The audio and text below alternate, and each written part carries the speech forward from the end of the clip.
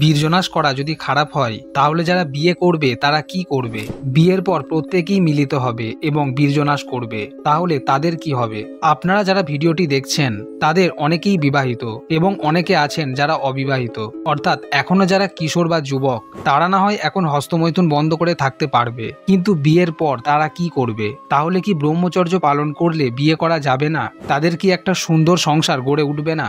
তো এই সব কিছুই জানবো আজ এই ভিডিওতে, তাই ভিডিওটি অবশ্যই সম্পূর্ণ দেখুন।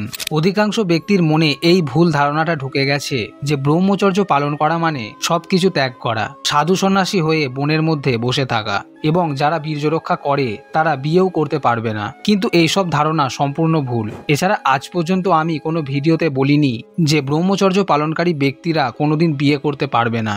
নারী এবং পুরুষ নিয়েই এই বিশ্ব সংসার বৃদ্ধি পেয়েছে এবং তাদের মধ্যে মিলন হওয়াটা প্রাকৃতিকভাবেই সৃষ্টি। সুতরাং স্বামী স্ত্রী বিবাহিত হয়ে মিলিত হবে, এটা প্রাকৃতিক, এবং এর বিরুদ্ধে কথা বলা মানে প্রকৃতির বিরুদ্ধে কথা বলা। তাহলে প্রশ্ন, কেন বীর্য রক্ষার কথা বলা হচ্ছে?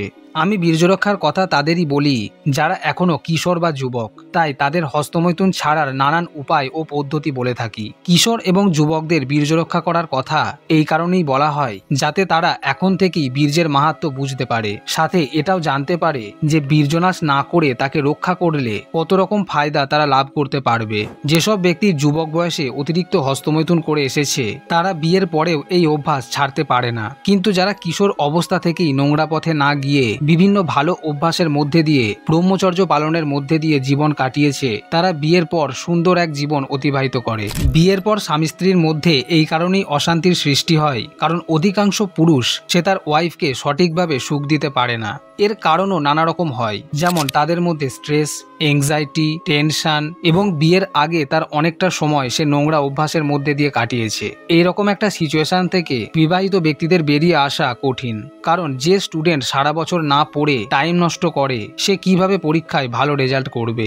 এই কথার অর্থ হলো যে সমস্ত ব্যক্তিরা কিশোর অবস্থা থেকেই বীর্যের মাহাত্ম্য বুঝে তাকে রক্ষা করবে, তাদের পরবর্তীকালে অর্থাৎ বিয়ের পরে বীর্যনাশ করলেও কোনো প্রবলেম হবে না, এবং তাদের মধ্যে এতটাই সেলফ কন্ট্রোল ক্ষমতা ডেভেলপ হবে যে তারা বীর্যনাশ না করেও মিলন কাজ শেষ করে ফেলতে শিখে যাবে। কিন্তু অত্যাধিক বীর্যনাশকারী ব্যক্তিদের হয় এর উল্টোটা, তাদের মধ্যে পুরুষ ক্ষমতা কমে যায়, বীর্য হয়ে যায় পাতলা, এমনকি বীর্যে থাকা শুক্রাণুর সংখ্যাও কমে যায়, যার কারণে সেই ব্যক্তির লাইফ নাজেহাল হয়ে পড়ে। তবে এতে ভেঙে পড়ারও কিছু নেই, কারণ এইসব প্রবলেমকে সলভ করবে নেচার মানিয়ার পাওয়ার মাপ ক্যাপসুল। এই ক্যাপসুল 100% ন্যাচারাল ইনগ্রেডিয়েন্টস দিয়ে তৈরি, যেমন বাহমান, যা পুরুষ শক্তিকে উন্নত করবে, টেস্টোস্টেরনের মাত্রা এবং লিবিডোকে বৃদ্ধি করবে। এছাড়া এতে থাকা তাল মাখানা শুক্রাণুর সংখ্যা বৃদ্ধি করবে, বীর্যের গুণগত মান উন্নত করবে ও আপনার স্ট্রেস লেভেলকে কমাতেও হেল্প করবে। আপনার হজম শক্তিকে উন্নত করতে ও কোলেস্টেরলের মাত্রা কমাতে এতে রয়েছে সিংঘারা। এছাড়া এতে থাকা বীজ ব্যান্ড লাল ব্লাড সুগারকে নিয়ন্ত্রণ করবে এবং শুক্রাণুর মাত্রা ও মানকে উন্নত করে গর্ভধারণের উপযোগী করে তুলবে। এই ক্যাপসুল দিনে 2 বার খাবার পর খেতে হবে। এই ক্যাপসুল ন্যাচারাল এবং সেফ এবং ক্লিনিক্যালি প্রুভেন। আমি ডেসক্রিপশন ও কমেন্টে এর সমস্ত লিঙ্ক দিয়ে দিয়েছি, আপনি সেখান থেকে প্রোডাক্টটি চেক আউট ও বাই করতে পারেন। তবে শুধু এখানেই থামলে চলবে না, আপনি নিজের ক্ষতি যেমন করেছেন সেই ক্ষতি পূরণও আপনাকেই করতে হবে। সবার প্রথমে অশ্লীল ভিডিও দেখা বন্ধ করতে হবে, কারণ অশ্লীল কন্টেন্ট নিয়ে নাড়াঘাটা করলে হস্তমৈথুন না করলেও বীর্যের ক্ষরণ ঘটে। এতে ব্যক্তির মধ্যে বীর্যধারণ ক্ষমতা কমে যায়। আপনাকে প্রতিদিন শরীর চর্চা করতেই হবে, সে 5 মিনিট হোক বা 50 মিনিট। এক্সারসাইজ শরীরের অসংখ্য প্রবলেমকে ঠিক করতে হেল্প করে। ব্রহ্মচর্য মানে এই নয় যে বীর্যনাশ করা সম্পূর্ণ বারণ। প্রকৃতির সাথে তাল মিলিয়ে নির্দিষ্ট নিয়মে বীর্যনাশ করলে তাতে ক্ষতি হয় না, বরং উপকারী হয়। কিন্তু সেই নিয়ম বা নিজেকে কন্ট্রোল করার ক্ষমতা 2-1 দিনই আসবে না। ভালো অভ্যাসের ফল সবসময় ভালোই হয়, তাই প্রতিদিন একটু একটু করে খারাপ অভ্যাসগুলি ত্যাগ ও ভালো অভ্যাসগুলি গড়ে তুলতে হবে। হস্তমৈথুনকে অতটা গুরুত্ব না দিয়ে লাইফের মূল্যবান লক্ষ্য বা কাজগুলিকে গুরুত্ব দিতে হবে।